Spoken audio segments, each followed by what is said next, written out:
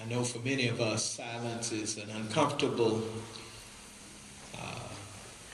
event in our lives because we always want something to be going on. But it's extremely important for us in our connection with God and in sometimes our connection with each other is to be silent long enough to listen to the conversation, listen to even the rest of the world moving by us so that we might continue to recognize where God really wants us to be and to move back toward our focus on Him. Numbers chapter 12 has a lot to do with listening and the voice of God. And yet today that's not necessarily where our focus will be. For we're talking about family. We've been talking about family all year. We've talked about a formula for family, the things that we need, the resources that we need, if you will, in order to foster a good family. But then today, as we look at this particular text, we see again another one of our case studies where we look at family. And we actually see family in action within the text. So we're not just seeing the theory, but we're also seeing the praxis, how this carries itself out. We see the good and the bad of what has happened within the text of the story, in these families. And so today we're looking at some siblings. Now before we've looked at siblings, we've looked at brothers. We've looked at a sister and her brothers. And today we're looking at a smaller family. Because I guarantee you, Sister Risa Moore, that somebody would say that conflict only takes place in large families. When it's a small family, we are a small family, we're close-knit. And we don't have conflict because we're a small family. Now, the same thing happens in churches.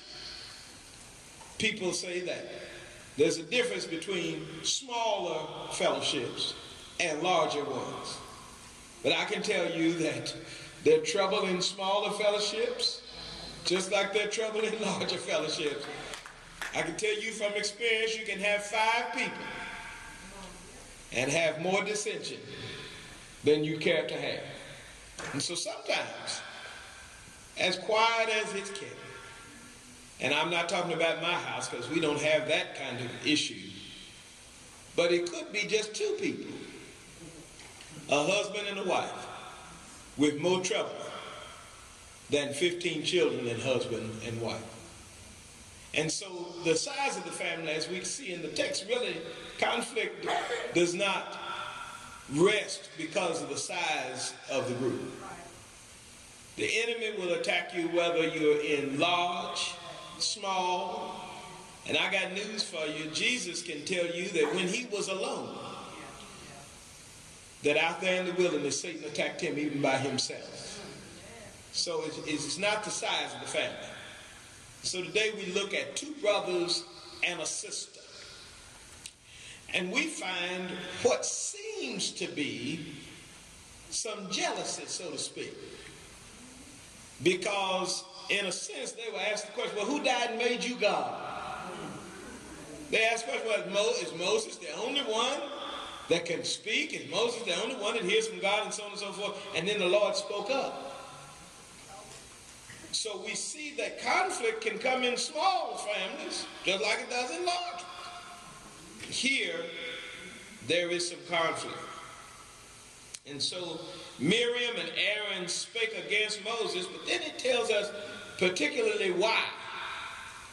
Because of the Ethiopian woman whom he had married, for he had married an Ethiopian woman. Now, you might think that we can disregard this, but I don't think, Brother Tracy Turner, we can disregard this from the standpoint that the text, number 1, tells us that they spoke against him, and then it says because, so it's telling us why. Because he married this woman, this Ethiopian woman whom he had married. then the text repeats it. For he had married an Ethiopian woman. So this was a big deal. Because not only does the text tell us why, it makes certain to reiterate the particular characteristic that was problematic for them. It wasn't just because she was a woman. It was not because necessarily that he had gotten married and did not have time for them as he had in the past, which oftentimes happens when you're married. But it says because, or it tells us that she was an Ethiopian woman. And it makes certain to reiterate that. And so I would say that if you've got a family, you should not let in-laws cause you to reject family. You should not let in-laws cause you to reject family. Far too often, we throw the baby out with the bathwater. And because we don't like the in-laws, we throw away the part that belongs to us. And oftentimes we can allow people to take us outside of where we need to be because they are different than us. Certainly it seems that their problem was that this woman was not like them. She was an Ethiopian woman, and the text continues to tell us that. Far too often we disregard people because they're not like us. Let me tell you, everybody does not do things the way you do it. And I'm included in your group because oftentimes it is very easy to believe that people should be just like me. And we oftentimes look at it, we don't understand why they do it any other kind of way. When people marry into our family, why are they different than us? When people come to the church, why aren't they not like us? And so oftentimes we expect that people will be like us. And we can't understand it when they're not. And so they had a problem that this was an Ethiopian woman. Now, there are some people who believe, Brother Wesley, that race is no longer an issue in America. But if you paid close attention and you thought over the last few months on your airways, I kept hearing people say things such as, we need to take America back. Take it back from whom? Who took it? Last I heard, the main character, the characters that you thought of as terrorists are now deceased. So they don't have it. Last I checked, our financial creditors are still overseas with their Nietzsche index, and our Dow Jones index is still intact, and the NASDAQ is still there. And so therefore I want to know, who has America? Unless, of course, you're concerned that there is a gentleman in the White House who is half African. And so it's hard for you to tell me that race is not an issue in America. It's difficult for you to tell me that we are not a people that are prejudiced. Interesting thing is that there are even people within the African American or black or Negro, whatever you wish to call yourself, there are people even within a race that don't like folks in their own race. And so Moses and Miriam and Aaron, they had their issue. But I would say to you, I don't think that issue has gone away. I think that there are people who still hold this discrimination for whatever reason. And so you can't allow the in-laws to block your blessing like that. Because it is a blessing that you're able to meet somebody, know somebody else. Because you know what? Sometimes the way you do it, I hate to tell you this, and I know that this is going to be a great disappointment, but sometimes, Sister Bobby, sometimes the way we do it is not the best way to do it. And so there's some things that they might be able to teach you that you never discovered unless you had them in your life. today, as we worship and as we've had these moments of silence. Somebody said, never seen church like that before. You always have to have choir. You got to sing song. How you have church without song? Everybody may not process God in the same way that you process God. Doesn't change anything about God. God is still God. God is still wonderful and supreme and majestic and all of those things. It's just that, just in having a conversation, each of us may interpret and have a different expectation in conversations. My family is crazy. There are some folk that would have a mental blowout if they came around our family during a holiday. Because on my mother's side of the family, we all talk at the same time. And we carry on several conversations at the same time. And so you're able to be in at least 5 conversations at the same table. And everybody's talking, everybody's engaged, and nobody's upset. In some families, it would drive you crazy. See, Reverend Haynes, it would drive her crazy. And it's funny because sometimes we're working on a Wednesday and we're all at the table. And they'll say, well, he's talking to, and they're trying to map out our conversation. And for me, it's just different. I respect the tradition that one person is speaking. I respect that. But look how easy it is for us to think that our way is the only way. Because Sister Lisa, for a while, I didn't think there were families that just had one conversation at the table. And so somebody might feel disrespected and so on and so forth. We're not all the same. And we all process things differently. When you get married, this is when it really becomes an issue, because no matter who you are, there are always cultural differences when you get married. You can both be black, you can both be white, you can both be Asian. There's some cultural differences even inside the culture.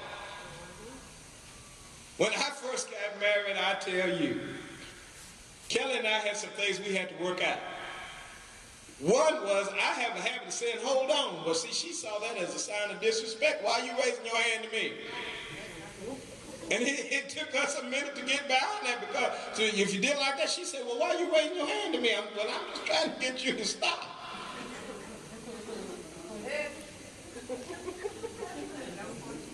And the first time I turned the radio down, she said, well, you didn't ask me, and this was years ago. She said, you didn't ask me, could you turn the radio down? I said, well, it was too loud. Well, that was just rude. Just came in and turned my radio down. Sometimes our cultures are even different inside the culture. You have to get used to it. Sometimes the toilet paper is turned around. Should it go to the front or to the back? See, that drives some people crazy. That would end your whole relationship based on how the toilet paper is turned. And so we have to be careful not to let those in-laws and those new folk and new people in our life to destroy family. Because what's much greater is family. We can, if we try, we can actually learn one another's culture. We can allow love to cover our multitude of faults. And we can still remain together as family, even though we may approach something differently. But then be careful, because look at verse 2. And they said, hath the Lord indeed spoken only by Moses? Hath he not spoken also by us? And the Lord heard it. Don't let your in-laws cause you to reject family, but then the Lord hears your trash talking. See, you're busy trying to get somebody else to hear you cussing them out, but don't you know the Lord is listening? The Lord hears us when we're getting somebody told. But as we have to be careful in the way that we use our language against one another, because God is listening to you. And there's an expectation that we should speak the language of love. Christ has admonished us to love in spite of what others do. And in this case, the text has not told us anything that the woman has done yet except for be Ethiopian. And Lord knows, let us be honest, that sometimes we just don't like people just because.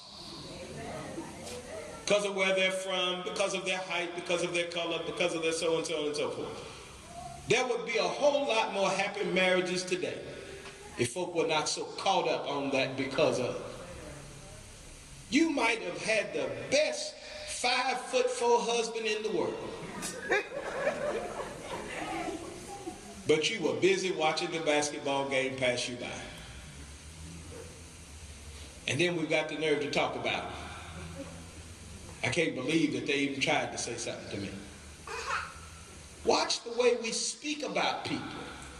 Watch the way we talk. You know, one of the greatest scientists in the world right now comes from England. He's in a wheelchair. Speaks through a computer. One of the smartest men alive, confined to a wheelchair, without human voice. It's amazing how God can bless us if we're open to the possibilities of his blessings. Sometimes it's our own mouth that gets us in trouble. Oh, I wish I had some parents in here today who recognize that there's so much that you would have done, but their mouth got them in trouble. Well, all you got to do is look around and recognize that God looks at us. And far too often it's our mouth that gets us in trouble. The very one that you're talking about might be the very blessing that you need. But you talked about them so bad that the Lord refuses to bless you through that vehicle.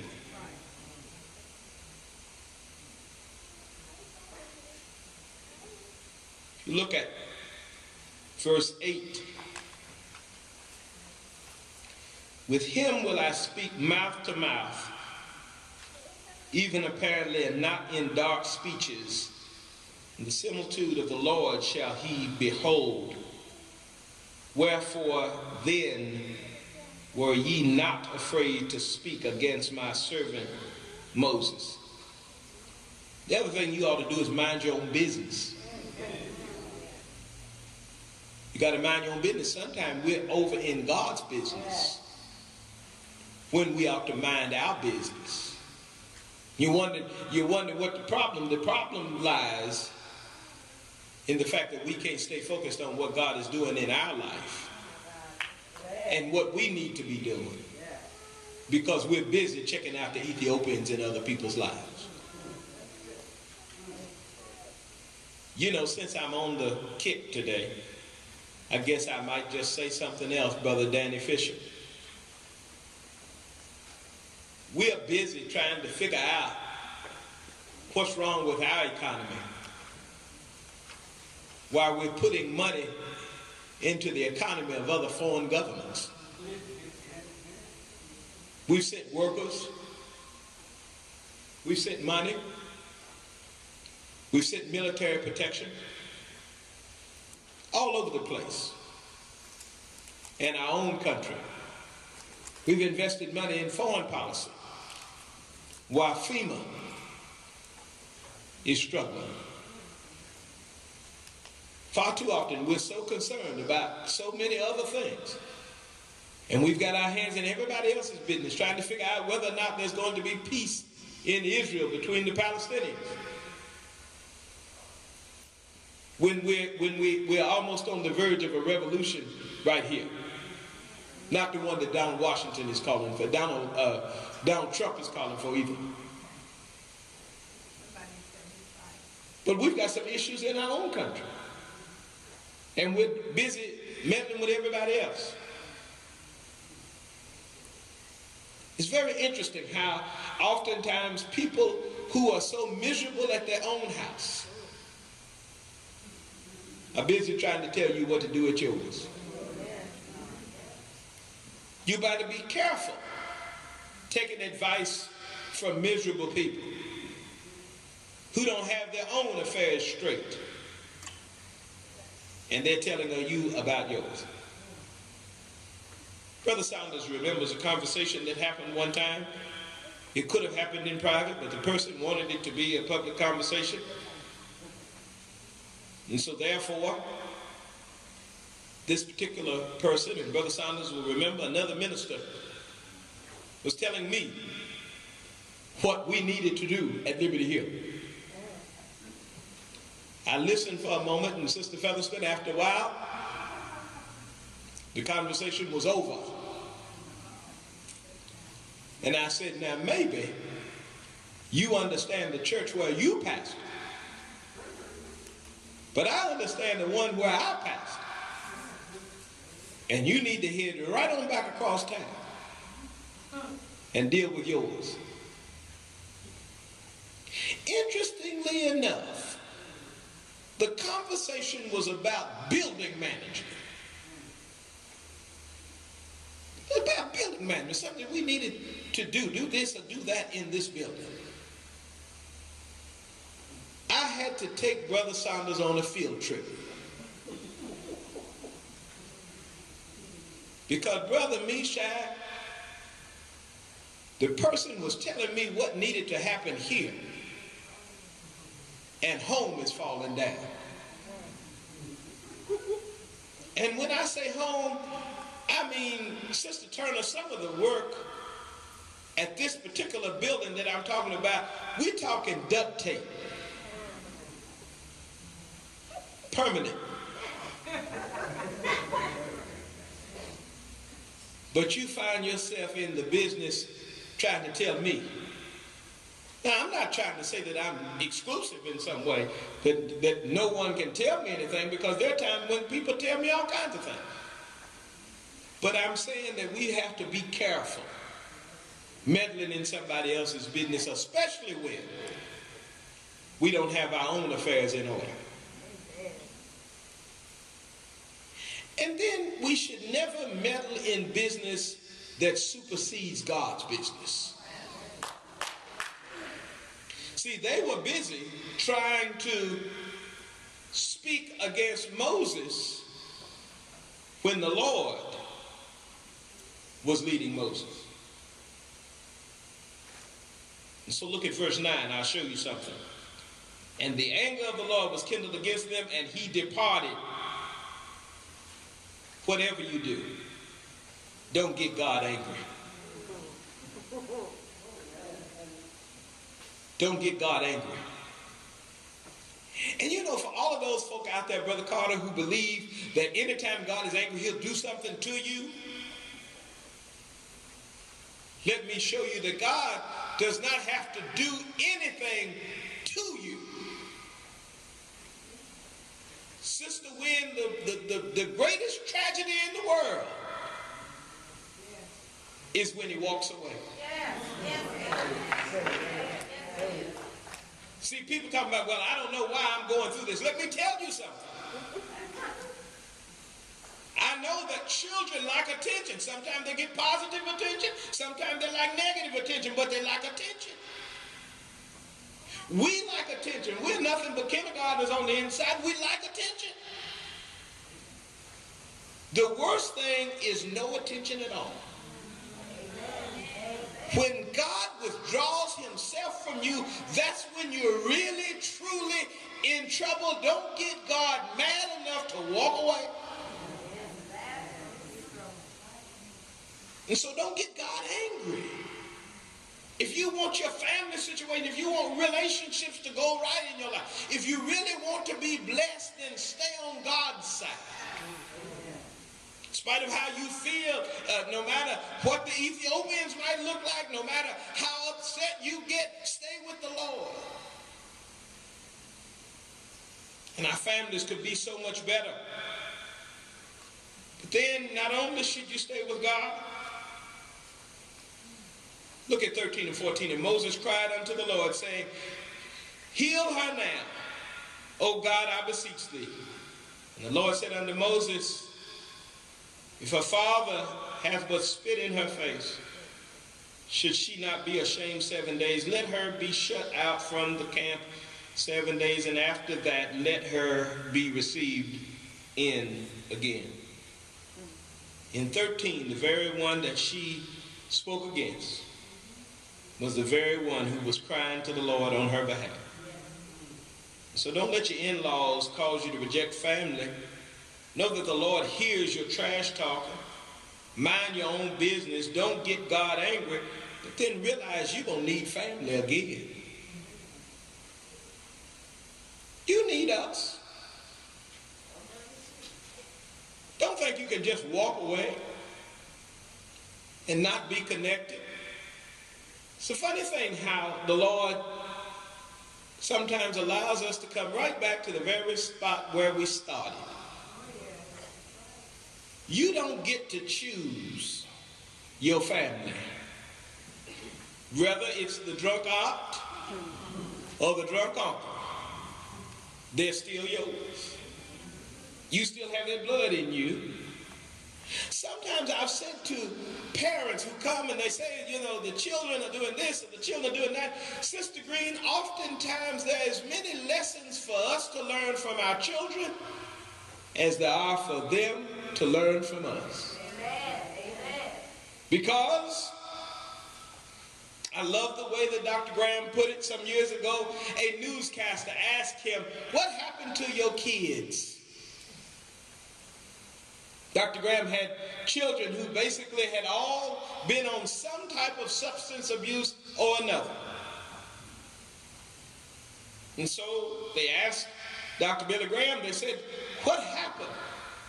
You know, you are one of the world's great preachers and your wife a missionary and you seem like the perfect Christian couple. What happened to your children? Have you ever been a substance abuser? Dr. Graham in his southern drawl told them, no, Ruth and I never had that experience before. But I just imagine that there must have been something in us that came out in our children. Sister Magwood, we can never totally escape our family. Even though now maybe you've gone a little further. You're not back home in Mississippi barefoot on a dirt road. You're not in the ghetto eating pork and beans out the can. Even though maybe you've gone off to college and struggled and you've changed your accent and now you can talk like the popular society. Even though now you might not just write an X for your name, but you can actually write and maybe you can write papers and books and so on and so forth. And now you're not just drinking water, you're drinking bottled water and Perrier. You've graduated from ground beef to ground chuck and then to ground sirloin. Maybe some things have changed in your life and you've forgotten where you come from, but let me remind you that all of us are born and yet but a few days full of trouble. In other words, all of us have had to crawl sometime. None of us have gotten to a place where we ought to forget where we've come from, but all of us ought to be able to identify with the Ethiopian and know that any of us could be on the margin. We started on the margin as we started with nothing, and let me tell you that only 24 hours, the jazz singer wrote the song, or they wrote the song, that 24 hours, what a difference a day makes. Let me tell you that your whole life could change. You think you got it going on today and you think you don't need God today. You think you don't need family. You don't need anybody. I don't need the church. I don't need the preacher. I don't need mama, dad, and sister, brother. I don't need them. But let me tell you that 24 hours could change your life. You don't know where your next struggle is. You don't know where your next storm is. So don't be so quick to write people off. And let me tell you, there's two sides to every equation. And so on one side, you may need help. But on the other side, you better give some help. Because it's a blessing to be able to give. It's a blessing to be able to give because that means you got something to give to start with. And so you ought to praise God that you've got enough resource. Maybe you only got one biscuit, but cut it in half and give somebody else the other half. God has blessed blessed you, and so don't you allow anybody to separate you from the blessings that God has for you. You need me, and I need you. We all need God together. We're in this thing together. Ethiopian, black, white, Jew, Gentile. We've got to stand together because our Christ has died for all. And until that day when he shall call and we must answer, then Sister Curry, I don't have any rights of division. I don't have any rights of separation. I don't have any rights to tell you that you can't sit on my pew or you can't come to my church. I don't have any rights to divide this thing. He said that he will do the separating when he comes. Let the wheat and the tare grow together. And so therefore, don't you try to put them out. But recognize that all of them that are in your family, all of them that are in your church family, all of them in your community, then whether you're a man or a woman, learn from the mama bird and bring them in the nest and feed them and lead them and guide them. Allow the word of God to come through you. Be evangelistic in your core, in your heart, in your soul. Don't be jealous because somebody got something you don't have. Operate in the gift that God has blessed you in.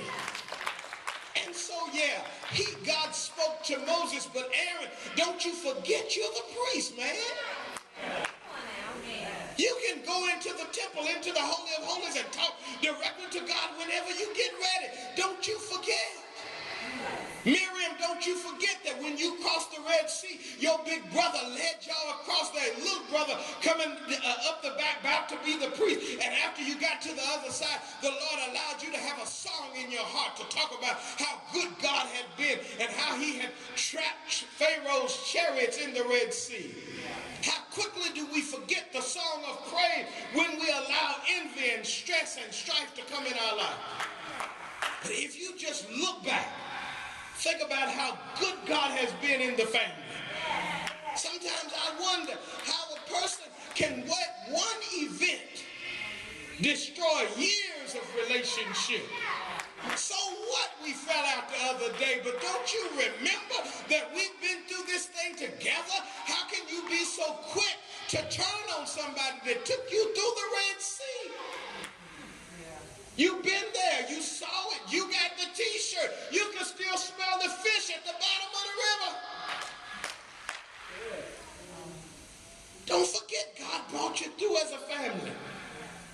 And so stand together in his peace, in his love, in his joy. Because we need God. But we also need each other. It is a vertical and a horizontal experience. I look up, I know God is there. But I look around and I know that he's in each of us. And so that is the cross that Christ so richly gives to us, that we might carry it, knowing that we are connected. Not gonna let nobody make me mad on TV. I'm not gonna be bothered when I go in the corner store. Not gonna be bothered because he's my brother, she's my sister, and every day is another day that I can share the love of Christ that makes us all family. Because he didn't die for just the white or the black. He didn't die just for the Christians that are in this room today. He died that the Buddhists, he died that the Muslims, he died that everybody, from the devil worshiper all the way through, he died. And who in here will be bold enough to say that God's power is not strong enough to save them? Is his power only strong enough to save us? Or is his power matchless and limitless? And so as the psalmist said, "Oh, come magnify the Lord with me, and let us exalt his name together." My God is big enough to take the Ethiopian and make her an Israelite. My God is big enough to take them from one place and bring them into the Holy Family, that we might live together in the joy of salvation.